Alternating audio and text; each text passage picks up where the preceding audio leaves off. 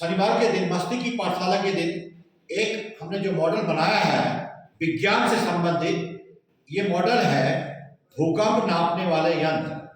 भूकंप नापने वाला जो यंत्र होता है उसको कहते हैं सिस्मोग्राफ। इसको क्या बोलते हैं? सिस्मोग्राफ। और हिंदी में क्या बोलते हैं? भूकंप रेखी।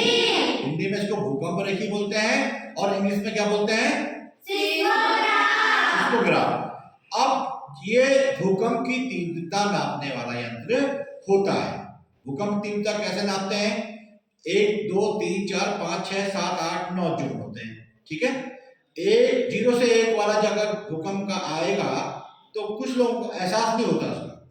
1 से 2 रिक्टर स्केल पर अगर नापेगा तो हल्का हल्का एहसास होता है, ठीक। और 5 रिक्टर स्केल में अगर 5 आ रहा है, तीव्रता का नाप 5 आ रहा है तो थोड़ा बहुत हमारे बहुत डेंजर जोन तो उतना नहीं होगा, थोड़ा बहुत नुकसान होता है। हमारा बागेश्वर जिला भी जोन 5 में आता है। कौन से जोन में आता है हमारा बागेश्वर जिला? जोन 5। इससे हमको नुकसान पहुंच सकता है। तो आपको हमने अगर 6 से ऊपर का 6 या 7 से ऊपर का रिक्टर स्केल में अगर पैमाना बताता है भूकंप रोधी ये यंत्र सिस्मोग्राफ, तो हमें जान मान का नुकसान हो सकता है और बहुत ही पावरफुल भूकंप आएगा तीव्रता का, उससे हमारे बहुत जान माल का नुकसान हो सकता है। तो भूकंप नापने वाले यंत्र को सिस्मोग्राफ कहते हैं। जब अब ये कैसे काम करता है, देखो ये मॉडल है। जैसे भूकंप आता है तो पृथ्वी हिलती है ना, हिलती है नहीं हिलती? बोलो। तो ये भूकंप हिलती है तो ये पेंडुलम बना रखा है। ये क्या है इसका? पेंडुलम। मान लिया भूकंप आ गया, देखो ये ऐसे हिलता रहेगा और ये ऐसे हिलता रहेगा और इस पे एक हमने नोक बना रखी पेंसिल की, देखिए ये ग्राफ देखो यहाँ पे दिख रहा है, ये हिलता रहेगा।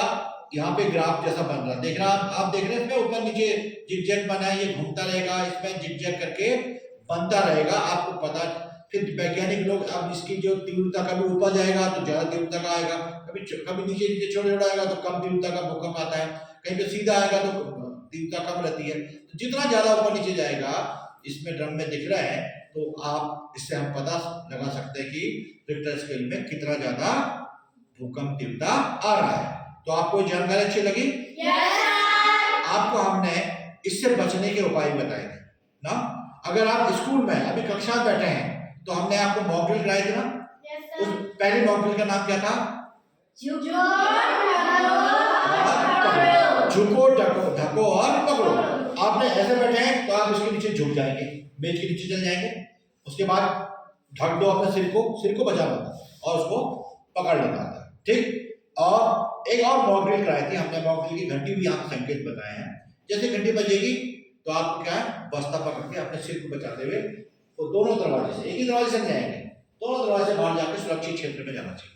क्या जब हम सुरक्षित क्षेत्र में जाएंगे तो सुरक्षित क्षेत्र क्या होगा? हमको पेड़ के नीचे खड़ा होना चाहिए? नहीं। बिजली के पोल के नीचे खड़ा होना चाहिए? नहीं। पुल के नीचे खड़ा होना चाहिए? नहीं। मकान के नीचे खड़ा होना चाहिए? नहीं। और अगर इनके नीचे खड़े हो जाएंगे तो क्या होगा?